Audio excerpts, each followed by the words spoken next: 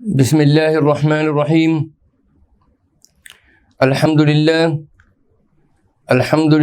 نحمده ونستعینه ونستغفره ونؤمن به ونتوکل علیہ ونعوذ باللہ من شرور انفسنا ومن سیئات اعمالنا من يهده اللہ فلا مضل له ومن يضلله فلا هادی له ونشهد أن لا إله إلا الله وحده لا شريك له ونشهد أن سيدنا ونبينا وحبيبنا ومولانا محمدا عبده ورسوله صلى الله تعالى عليه وعلى آله وأصحابه وأزواجه وذرياته وجميع أهل بيته وبارك وسلم تسليما كثيرا كثيرا أما بعد فأعوذ بالله من الشيطان الرجيم بسم الله الرحمن الرحيم رب زدني علما وألحقني بالصالحين رب اشرح لي صدري ويسر لي أمري واحلل عقدة من لساني يفقه قولي صدق الله العظيم اللهم إني أسألك بأنك أنت الله لا إله إلا أنت الأحد الصمد الذي لم يلد ولم يولد ولم يكن له كفوا أحد۔ میرے بزرگوں اور عزیز ساتھیوں، سلسلے کے مخلصین اور ہماری قابل احترام مائیں بہنیں اور عزیز بچیاں، درس معیار السلوک کے ضمن میں حضرت شیخ عبد القادر جیلانی رحمۃ اللہ علیہ کا ذکر خیر جاری ہے، اور آپ رحمۃ اللہ علیہ کی مجلس کی آج یہ 25ویں قسط آپ کو پیش خدمت ہے۔ اس مجلس کا آغاز ہم ایک حدیث مبارکہ سے کرتے ہیں، جس میں کہ اہمیت بتلائی گئی ہے پڑوسی کے حقوق کی، پڑوسی کے ساتھ میں حسن سلوک کرنے کی۔ اس ضمن میں قرآن کریم کی آیت سورہ نساء کی ہے، 36ویں آیت ہے۔ اللہ تعالیٰ ارشاد فرماتے ہیں، اعوذ باللہ من الشیطان الرجیم بسم اللہ الرحمن الرحیم وَاعْبُدُوا اللَّهَ وَلَا تُشْرِكُوا بِهِ شَيْئًا وَبِالْوَالِدَيْنِ إِحْسَانًا وَبِذِي الْقُرْبَى وَالْيَتَامَى وَالْمَسَاكِينِ وَالْجَارِ ذِي الْقُرْبَى وَالْجَارِ الْجُنُبِ وَالصَّاحِبِ بِالْجَنبِ وَابْنِ السَّبِيلِ وَمَا مَلَكَتْ أَيْمَانُكُمْ إِنَّ اللَّهَ لَا يُحِبُّ مَنْ كَانَ مُخْتَالًا فَخُورًا۔ اللہ تعالیٰ ارشاد فرماتے ہیں، اور اللہ تعالیٰ کی عبادت کرو اور اس کے ساتھ کسی کو شریک نہ بناؤ، اور ماں باپ کے ساتھ نیکی کرو، اور رشتہ داروں اور یتیموں اور مسکینوں اور قرابت دار پڑوسی اور اجنبی پڑوسی اور مجلس کے ساتھی اور مسافر اور اپنے غلاموں کے ساتھ نیکی کرو۔ بے شک اللہ تعالی مغرور متکبر کو پسند نہیں فرماتے ہیں۔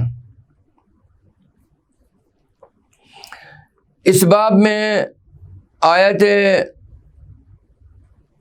مذکور کی شرح میں علامہ عینی رحمۃ اللہ علیہ، جن کا پورا نام علامہ بدر الدین ابو محمد محمود بن احمد عینی حنفی رحمۃ اللہ علیہ ہیں، آپ کی وفات 855 ہجری میں ہوئی، اور آپ علامہ عینی رحمۃ اللہ علیہ کے نام سے معروف ہیں۔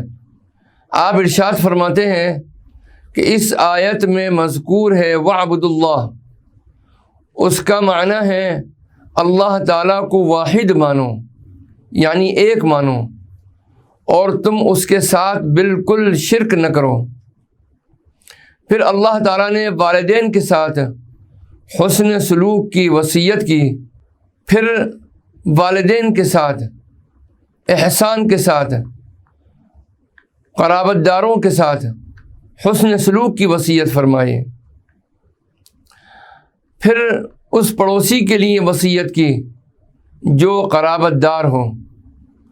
اور حضرت ابن عباس رضی اللہ تعالی عنہما سے روایت ہے کہ والجار ذی القربہ، یعنی جس پڑوسی کے اور تمہارے درمیان رشتہ داری ہو، والجار الجنوب، یعنی وہ پڑوسی جس کے اور تمہارے درمیان رشتہ داری نہیں ہے، ان سب کے ساتھ میں حسن سلوک کرو۔ اور اسی طرح حضرت اکرمہ، حضرت مجاہد، حضرت ضحاک، حضرت قتادہ اور حضرت مقاتل اور حضرت ابن حبان رحمۃ اللہ علیہم اجمعین سے روایت ہے۔ اور ابو اسحاق نے یہ بھی روایت کیا ہے کہ والجار ذی القربہ سے مراد ہے مسلم، اور والجار الجنوب سے مراد ہے یہودی اور نصرانی، یعنی مسلمان پڑوسی کے ساتھ بھی حسن سلوک کرو، اور یہودی اور عیسائی پڑوسی کے ساتھ بھی حسن سلوک کرو۔ اور مجاہد سے روایت ہے والجار الجنوب سے مراد ہے جو سفر میں رفیق ہوں، اور دوسری روایت میں ہے اس سے مراد ہے نیک رفیق۔ اور زید بن اسلم نے کہا کہ یہ تمہارا حضر میں ساتھی ہے جو تمہارا سفر میں رفیق ہے۔ اور ابن السبیل کی تفسیر میں حضرت ابن عباس رضی اللہ تعالی عنہما نے فرمایا یہ وہ شخص ہے جو تمہارے پاس سے سفر میں گزر رہا ہو۔ وما ملکت ایمانکم، اس سے مراد غلام ہے۔ یہ تشریح عمدۃ القاری کے اندر درج ہے۔ حدثنا اسماعیل عن ابی اویس قال حدثني مالک عن یحییٰ ابن سعید قال اخبرنی ابو بکر بن محمد عن عمرة عن عائشة رضی اللہ تعالی عنہا عن النبی صلی اللہ تعالی علیہ وسلم قال ما زال يوصيني جبرائیل بالجار حتى ظننت انه سيورثه۔ امام بخاری رحمۃ اللہ علیہ اپنی سند کے ساتھ روایت کرتے ہیں کہ ہمیں اسماعیل ابن ابی اویس نے حدیث بیان کی، اور انہوں نے کہا کہ مجھ کو یہ حدیث بیان کی امام مالک رحمۃ اللہ علیہ نے، اور ان کو یہ حدیث بیان کی حضرت یحییٰ بن سعید رحمۃ اللہ علیہ نے، اور انہوں نے کہا کہ مجھے ابو بکر بن محمد نے خبر دی، اور انہوں نے یہ روایت کیا حضرت عمرہ سے، اور وہ فرماتے ہیں کہ میں نے سنا حضرت عائشہ رضی اللہ تعالی عنہا سے کہ نبی کریم صلی اللہ علیہ وسلم نے فرمایا کہ حضرت جبرائیل مسلسل مجھے پڑوسی کے متعلق وصیت کرتے رہے، حتیٰ کہ میں نے گمان کیا کہ وہ عن قریب اس کو وارث قرار دے دیں گے۔ اس سے پڑوسی کے ساتھ میں حسن سلوک کرنے کی اہمیت پتہ چلتی ہے، اور پڑوسیوں کے حقوق کا پتہ چلتا ہے۔ اس حدیث میں مذکور ہے سیورثہ، یعنی عن قریب حضرت جبرائیل علیہ السلام پڑوسی کو میرا قریب اور وارث قرار دے دیں گے۔ دوسرا قول یہ ہے کہ حضرت جبرائیل علیہ السلام مجھے اللہ کا یہ حکم پہنچائیں گے کہ پڑوسی کو وارث قرار دیا جائے، اور یہ پڑوسی کے حقوق کی رعایت میں بہت ہی شدید مبالغہ ہے، اور پڑوسی کا لفظ مسلمان اور کافر دونوں کو شامل ہے، اور عابد اور فاسق کو، دوست اور دشمن کو، مسافر اور شہری کو، نفع پہنچانے والے اور ضرر پہنچانے والے کو، اور قریب اور اجنبی کو، خواہ اس کا گھر قریب ہو یا دور۔ حضرت علامہ قرطبی رحمۃ اللہ علیہ نے فرمایا کہ جار کا لفظ بولا جاتا ہے اور اس سے مراد ہوتا ہے وہ جو قرب و جوار میں داخل ہو، اور یہ لفظ بولا جاتا ہے اور اس سے مراد ہوتا ہے جو گھر میں مجاور ہو۔ پڑوسی کی حد کیا ہے؟ اس کے متعلق حضرت علی رضی اللہ تعالی عنہ سے مروی ہے، آپ فرماتے ہیں کہ جو اذان کو سنے وہ پڑوسی ہے۔ دوسرا قول یہ ہے کہ جو صبح کی نماز تمہارے ساتھ مسجد میں پڑھے وہ تمہارا پڑوسی ہے۔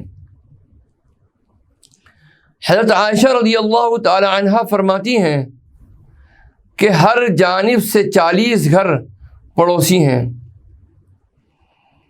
یعنی 4 جہتیں ہوتی ہیں، ان چاروں جہتوں کی جانب جو 40 گھر ہوں گے وہ پورے 40 کے 40 گھر ہر جانب سے وہ پڑوسی کے گھر کہلائیں گے، اور اس میں رہنے والا پڑوسی کہلائے گا۔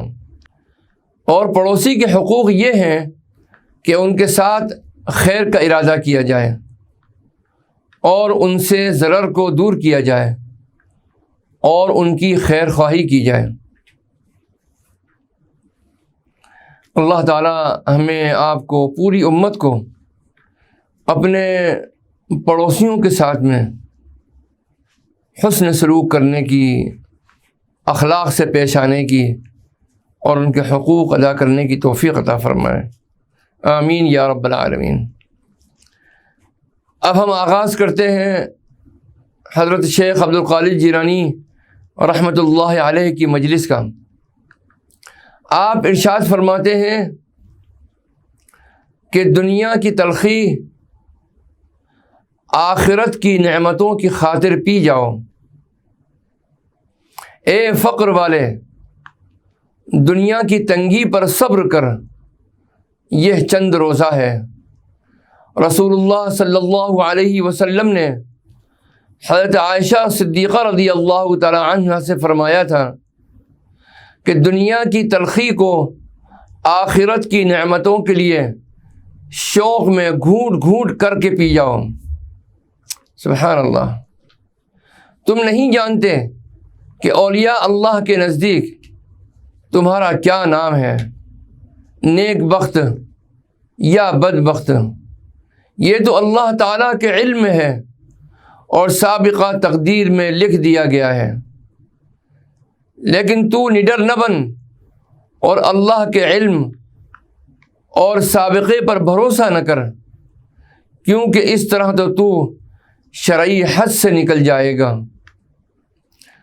تجھے جو حکم ملا ہے اس پر عمل کرنے کی ہر ممکن کوشش کر، سابق علم سے تجھے کیا غرض، یہ تو غیبی بات ہے جسے نہ تو جانتا ہے اور نہیں کوئی دوسرا جانتا ہے۔ اللہ والوں نے بستر باندھ دیا اور دنیا سے الگ ہو گئے، مولا کے حضور میں حاضر ہو کر دوسرے خداموں کے ساتھ خدمت میں لگے ہیں۔ وہ دنیا سے جو بھی لیتے ہیں زاد راہ کے مصر لیتے ہیں، مزے اڑانے کے لیے نہیں، صرف ضرورت کے لیے اپنے جسم اور بدن عبادت الہی پر قائم کر لیں اور شیطان کے مکر و فریب سے اپنی شرمگاہ کو بچا سکیں۔ ایسا کرنے میں بھی حکم الہی کی تعمیل ہے اور رسول اللہ صلی اللہ علیہ وسلم کی سنت کی اتباع ہے۔ ان کی ساری کارگزاری اللہ کے حکم اور سنت رسول صلی اللہ علیہ وسلم کی پابندی ہے۔ اس کے باوجود ان سب مراحل میں نور ہمت سے بلند حوصلہ اور زہد میں قوی ہیں۔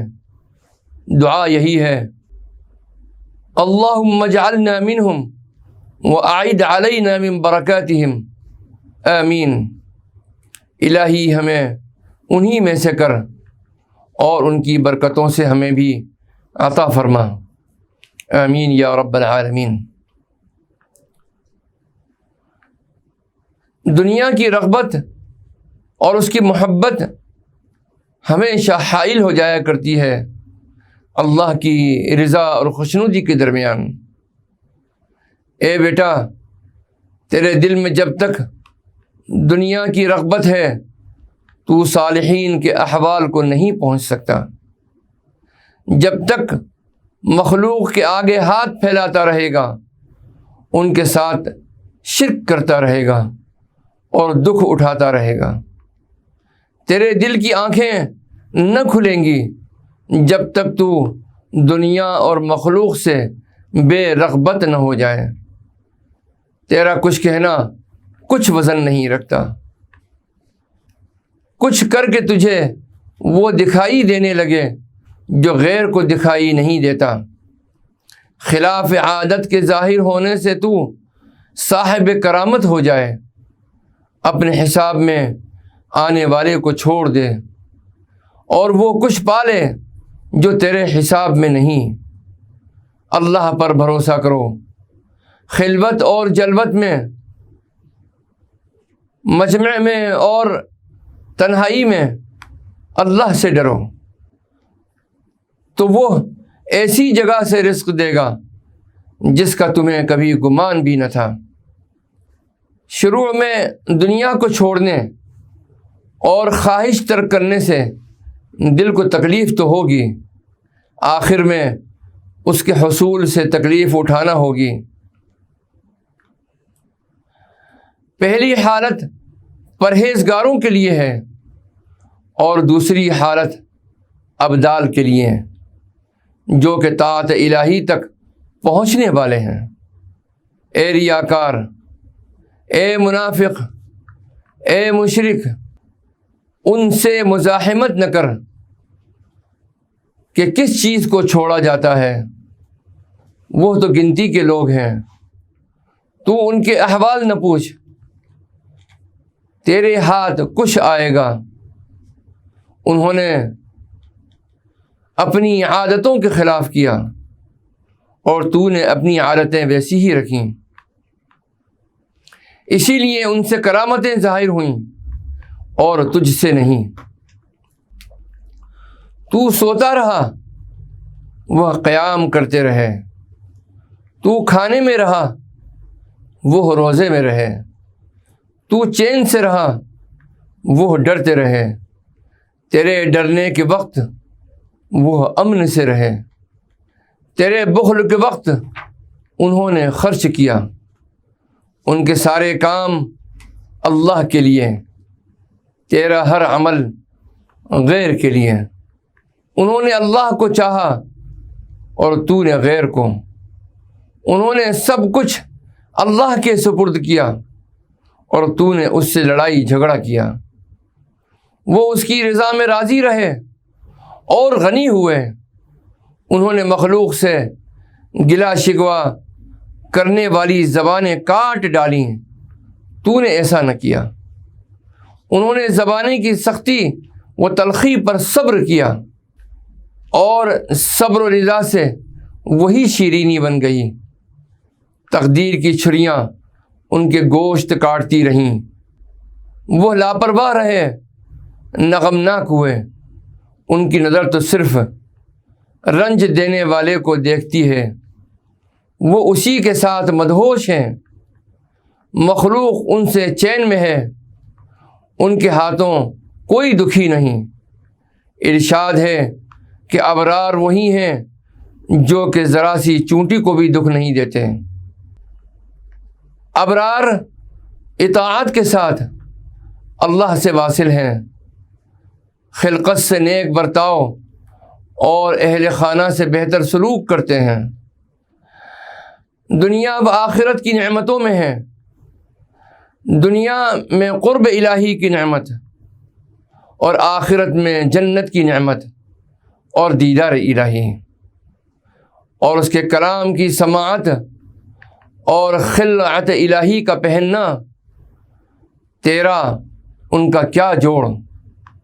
گناہوں سے توبہ کر، اللہ سے بے حیائی اور ڈھٹائی چھوڑ دے۔ تجھ پر افسوس، شرم حیا تو اللہ سے ہوتی ہے، مخلوق سے نہیں۔ اللہ کی ذات تو ہر شے سے پہلے ہے، اور مخلوق حادث سے تو شرماتا ہے، اور اللہ جو قدیم ہے اس سے بے شرمی کرتا ہے۔ اللہ کریم ہے، اس کا غیر بخیل ہے، وہی غنی ہے، اس کا غیر محتاج اور تنگ دست ہے۔ اس کی عادت عطا ہے اور غیر کی عادت بخل و مناہی ہے۔ اپنی سب حاجتیں اسی کے پاس لے جا، وہ غیر سے اچھا ہے۔ اس کی کاریگری سے اس پر دلیل پکڑ، شرعی حدود کا پاس کر۔ اس کا تقوی لازم پکڑ، تقوی پر مداومت سے اس تک رسائی ہے۔ مصنوع کو چھوڑ کر صانع میں مشغول ہو تم، اسی کی راہ میں تلاش کر، اسی کی طلب کر۔ دنیا و آخرت کو چھوڑ دے، ان میں سے تجھے جو ملنا ہے مل کر رہے گا، کہیں جانے کا نہیں۔ ما سوی اللہ کو چھوڑ دینا تیرے دل کی کدورتیں صاف کر دے گا۔ تیرا دل اگر اس کی طرف رہنمائی نہ کرے تو تو چوپایوں کی طرح بے عقل ہے۔ تو دنیا سے اٹھ کھڑا ہو اور عقل والوں کے پاس آ، جن کی عقلیں اللہ کی طرف ان کی رہنما ہو گئیں۔ ان سے عقل سیکھ، اس سے اپنے نفس اور رب کی معرفت حاصل کر۔ دین رہے یا جائے کچھ پرواہ نہیں، کیسی بے حسی ہے تیرے اندر۔ تجھ پر افسوس، تیری عمر ضائع ہو رہی ہے اور تجھے کچھ خبر نہیں۔ آخرت سے اعراض اور دنیا کی طرف توجہ کب تک رہے گی؟ تجھ پر افسوس، تیرا رزق کوئی اور نہ کھائے گا۔ جنت یا دوزخ میں جہاں بھی تیرا ٹھکانہ ہے، کوئی اور نہ وہاں ٹھہرے گا۔ تجھے غفلت نے گھیر لیا ہے اور خواہش نے اسیر اور قید کر لیا ہے۔ تیرا سارا فکر کھانے پینے، سونے اور دوسری غرضیں پوری کرنے میں ہے۔ تیرا مقصد کافروں اور منافقوں سے ملتا جلتا ہے۔ حلال یا حرام سے پیٹ بھر لینے پر دل میں کچھ خیال نہیں کہ دین رہا یا گیا۔ اے مسکین، اپنی جان پر آنسو بہا۔ تیرا بچہ مر جائے تو تجھ پر قیامت آ جاتی ہے، لیکن دین مر جائے تو تیری آنکھ نم نہیں ہوتی ہے، تجھے کوئی پرواہ نہیں ہوتی۔ یہ کیسی بے حسی ہے۔ وہ فرشتے جو تجھ پر مقرر ہیں تیرے دین کا نقصان دیکھ کر روتے ہیں۔ تجھے اس سرمایے کے ضائع ہونے پر کوئی رنج نہیں، گویا تجھے کچھ سمجھ نہیں۔ اگر ذرا بھی سمجھ ہوتی تو دین کے چلے جانے پر ضرور روتا۔ تیرے پاس سرمایہ ہے مگر تجارت کا سلیقہ نہیں، یہی عقل اور حیا سرمایہ ہے۔ وہ علم جس پر عمل نہ کیا جائے، وہ عقل جس سے فائدہ نہ لیا جائے، وہ زندگی جس سے کچھ مفاد نہ ہو، اس گھر کی طرح ہے جو اجاڑ ہو۔ جس میں رہا نہ جا سکے، اس خزانے کی مثل ہے جس کا پتہ نہ ہو، اس کھانے کی مانند ہے جو کھایا نہ جائے، جب تو اپنے اس حال کو نہیں جانتا جس میں تجھے ہونا چاہیے، مگر میں جانتا پہچانتا ہوں، مجھ سے تو پوچھ صحیح۔ میرے پاس ایک شرع کا آئینہ ہے جو کہ حکم ظاہری رکھتا ہے، ایک معرفت الہی کا آئینہ ہے جو کہ علم باطنی رکھتا ہے۔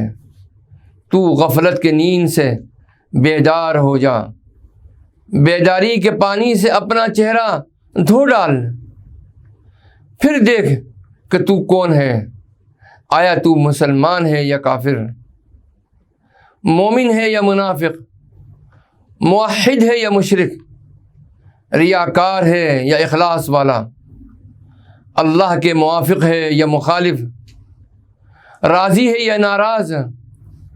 اللہ کو تیری کچھ پرواہ نہیں، اس کا نفع یا نقصان تیری ہی طرف لوٹنے والا ہے۔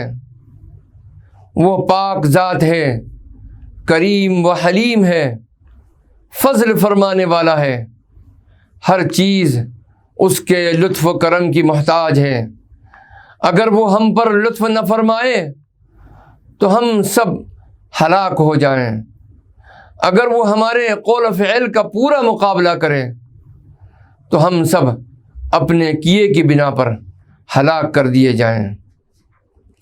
چھلکے کی حفاظت مغز کی حفاظت کے لیے ہے، مغز کی حفاظت اس لیے کہ روغن نکالا جائے۔ اگر چھلکے میں مغز نہ ہو تو اس کا ہونا نہ ہونا ایک سا ہے، اگر مغز میں روغن نہ ہو تو وہ بھی بیکار ہے۔ علم تو جاتا رہا، کیونکہ جب اس پر عمل ہی نہ رہا تو علم نے تو جانا ہی ہے۔ ایسے علم کا سیکھنا سکھانا جس پر عمل نہ کیا جائے کیا فائدہ دے گا؟ اے علم والے، اگر تو دنیا اور آخرت کی بھلائی چاہتا ہے تو علم پر عمل کر، لوگوں کو سکھا۔ اے مالداروں، اگر تم دنیا اور آخرت کی بھلائی چاہتے ہو تو اپنے مال میں سے کچھ فقیروں کو دے کر ان کی دلجوئی کرو۔ رسول پاک صلی اللہ تعالی علیہ وسلم نے ارشاد فرمایا، الناس عیال للہ واحب الناس الی اللہ عز وجل انفعهم لعیالہ۔ ارشاد نبوی علی صاحبہ الصلاۃ والسلام ہے، انسان اللہ کا کنبہ ہے، اور انسانوں میں سے اللہ کو وہی شخص پیارا ہے جو اس کے کنبے کو زیادہ نفع پہنچائے۔ اللہ کی ذات پاک ہے جس نے ایک دوسرے کا محتاج کر رکھا ہے، اس میں اس کی بہت سی حکمتیں ہیں۔ اے مال والے، تو مجھ سے بھاگتا ہے کہیں کچھ دینا نہ پڑے، میں تجھ سے تیرے ہی لیے لیتا ہوں۔ عن قریب اللہ تعالیٰ مجھے بہت سے مال عطا فرمائے گا جو مجھے تجھ سے بے پرواہ کر کے تجھے میرا محتاج کر دے گا۔ حضرت ابراہیم ابن ادھم رحمۃ اللہ علیہ کسی فقیر میں جب بے صبری دیکھتے تو یوں فرماتے، الہی ہم پر دنیا میں فراخی عطا فرما اور ہمیں اس میں بے رغبتی عنایت فرما، اسے ہم پر تنگ نہ کر کہ ہم اس میں رغبت کریں اور اس کی طلب میں ہلاک ہو جائیں۔ الہی اپنی قضا و قدر میں ہم پر لطف کرم فرما، آمین یا رب العالمین۔ والصلاة والسلام على النبی الکریم وآخر دعوانا ان الحمد للہ رب العالمین، والسلام علیکم ورحمۃ اللہ وبرکاتہ۔ بسم اللہ الرحمن الرحیم، اللہم صل علی سیدنا ومولانا محمد وعلى آل سیدنا ومولانا محمد وبارک وسلم۔ اللہم انت السلام ومنک السلام تبارک یا ذا الجلال والاکرام۔ الہی حضرت شیخ عبد القادر جیلانی رحمۃ اللہ علیہ، اے اللہ ان کے علوم و معارف اور اے اللہ ان کے انوار باطنی سے ہمیں اور قیامت تک ہماری نسلوں کو اور سلسلے کے ساتھیوں کو، اے اللہ پوری امت مسلمہ کو فیض یاب فرما۔ اے اللہ ان کے نور باطنی سے ہمارے سیاہ دلوں کو نور ایمان سے منور فرما دے۔ اے اللہ ہم سب کو فتوحات ظاہری اور باطنی سے سرفراز فرما، شریعت میں اور طریقت میں استقامت کامل عطا فرما۔ اے اللہ محرمات شرعیہ سے بچنے کی توفیق عطا فرما، فرائض واجبات اور سنتوں کو کما حقہ ادا کرنے کی توفیق عطا فرما۔ الہی مقصود من توئی و رضائے تو محبت و معرفت خود بدے، الہی مقصود من توئی و رضائے تو محبت و معرفت خود بدے، الہی مقصود من توئی و رضائے تو محبت و معرفت خود بدے۔ ربنا تقبل منا إنك أنت السميع العليم وتب علينا يا مولانا إنك أنت التواب الرحيم، وصلى الله تعالى على خير خلقه سيدنا محمد وعلى آله وأصحابه أجمعين برحمتك يا أرحم الراحمين۔